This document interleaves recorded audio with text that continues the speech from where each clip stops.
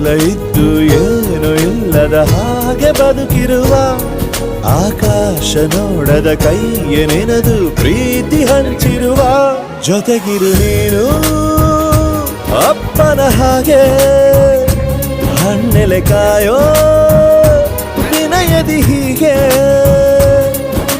ನಿನ್ನನು ಪಡೆದ ನಾವು ಪುನೀತ ಬಾಳು ನಗು ನಗುತ್ತಾ ಬೊಂಬೆ ಹೇಳುತ್ತೈತೆ ಮತ್ತೆ ಹೇಳುತ್ತೈತೆ ನೀನೇ ರಾಜಕುಮಾರ.